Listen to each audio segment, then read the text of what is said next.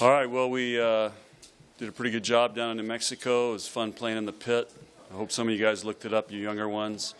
I was reminded down there by John Baylor, if you remember the Final Four, when North Carolina State won, missed the shot and the guy tipped it in to beat Houston. So, cool place. And we're on to our tournament this weekend. We're playing 2 matches on Friday because football we anticipated would be a night game. It got moved to the afternoon, so we're going to play 2 on Friday, and then we'll play after the football game on Saturday night. Did you see signs this weekend that this is still a team for all its talent, still learning how to play together? I mean, it's always a work in progress, and we got to continue to get better every week, all the way through the rest of the season. So, but every time you play, I mean, there's stuff to work on. It stands out, and the good thing about New Mexico, they had a big crowd. They came out and played really well, and so it was a really good test for us to be on the road against a team that was really fired up to play us, and so we responded really well, and so I think that was good because we really haven't been in that situation yet. I mean, we've been in the Devaney with a big crowd, but not on a visiting team or an opponent, a home opponent away with a good crowd. John, you're going to face Creighton Saturday night. Talk about that matchup. Well, Creighton's had some heartbreakers against Kansas and USC, so they're always fired up to play us. And we had a good matchup there last year, and so be another tough match. It's a big match for them, and it's equally as big as match for us. Is Katie doing anything better at this point than she has previously in her career? Yeah, I think she's blocking better, she's passing better, she's digging better, definitely serving better. Just look at her serve stats. And attacking, she's always been pretty good at that. So I think the biggest adjustment for Katie is she's been really consistent. And I think she realizes that she can take over matches. And whatever we need to do, she gets it done. So I like her confidence, her presence on the court. She's really matured. She's almost like a pro in a way. I mean, she knows what she has to do. She goes about her business, not too high, not too low. So, but against New Mexico, she hit a couple balls out. They were just barely out, and didn't. A couple years ago, that would have really phased her. Now it's like just give her one thing to fix, and she gets like the next 3 kills. Hey, John, Justine was in here earlier talking to us. How much is she a coach out there on the court? She's big-time coach. I call her now Coach Justine in practice. And then sometimes when we're going over stuff, why we do things and why other teams do things, I just say, Justine, I'm just talking to you because you want to be a coach. So I don't care anybody else listens, but I'm just sharing this with you in case you're going to go into coaching. These are all good little tidbits for you. So we sometimes we have our private conversations amongst the team right there. So. You've seen Kayla play at the Olympics. I mean, can she reach that level, you think? Or? Well, I think Justine's better than Kayla was at this stage in their careers, and here at Nebraska. If she's not better, she's very close. And I think Kayla worked really hard to get to that level. And man, it's a whole nother mindset. It's a whole nother commitment for somebody to go to that level and be with that program. And it's a different lifestyle. I mean, it's just so many changes. So I don't know. It depends how deep down inside she wants it, but she's going to get a shot if she wants it. How do you think she's developed her leadership here at Nebraska? Justine? Well, she was a captain. And pretty much she was leading by her sophomore year. She was a captain her junior year. And then when we she was voted captain when we went to China. So I was going into her sophomore year. She was, and then she's had a tremendous leadership role, but she's our on-the-court leader. And so when she was out for a couple matches last year, I mean, you could really tell the difference.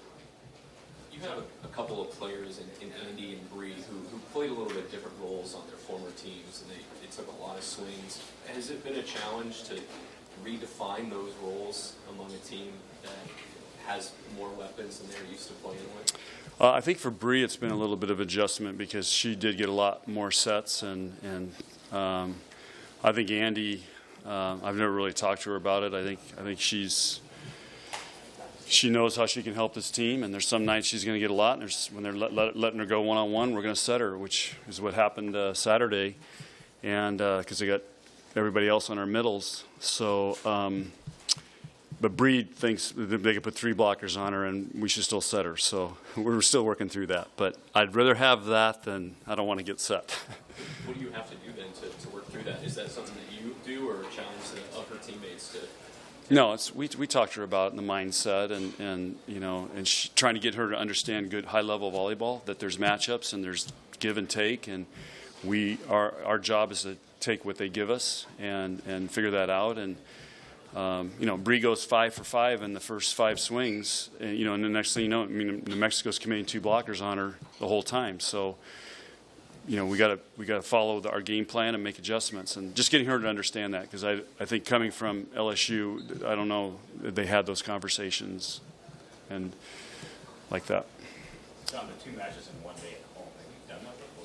Yeah, we did last year. We have to do it because we tried to avoid it because we didn't want to blow the sellout streak, and then but now I think it's part of the season ticket package, so people buy tickets. So the key now is, if people aren't going, that they waive the transfer fees so they can give them to other people and go. So, but the problem is, all these teams come in here want to play 3 matches, and we can't do it over 3 days because we just don't have enough play dates with the Big Ten schedule. So this is kind of the only way we can get teams to come here, because they want matches, and so this is what we got to do.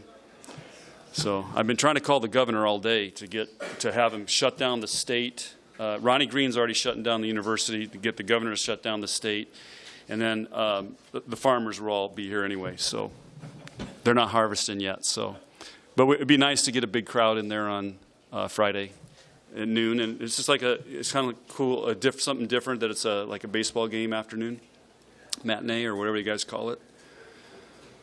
Is the plan at this point to redshirt both of your freshmen? No. We don't. Again, we don't take it day by day, and we look at, if those guys are going to help us, we're going to play them, and if not, then we'll try to not play them so we can redshirt them. So.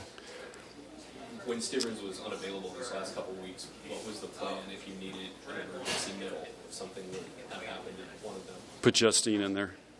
Put Kenzie at bro. So I don't know. Michaela's played middle, Katie's played middle, Amber's played middle. So Katie's played middle, Michaela's played middle.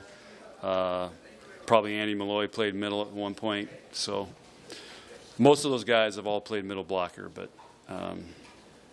we don't like to go there. But I think Stivrins is going to be back this week. What's different in preparation this week? You guys are playing at home and against your rival. Well, we have 3 matches, so a lot of this is we have to prepare for 3 teams, so we prepare concepts as opposed to focusing on one team. John, the trajectory of this team, you get caught up kind of thinking about where you're at right now and where you might be in a couple months? No. Day by day, point by point, drill by drill. So. You see the team doing this right now, yes? I've seen us play, we played very poorly against Arkansas, very poorly. I think I might even almost got ready to throw my clipboard. So, but again, we won. So, we have a standard we're trying to get to and stay at and do it for a long period of time, which we're going to have to do in the Big Ten.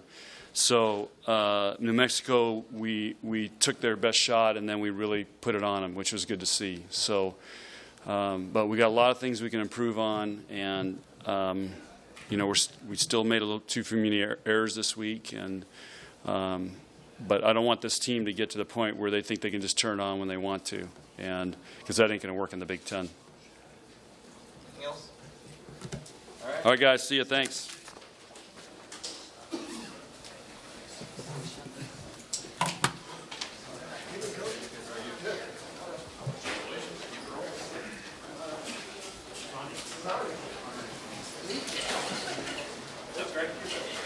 give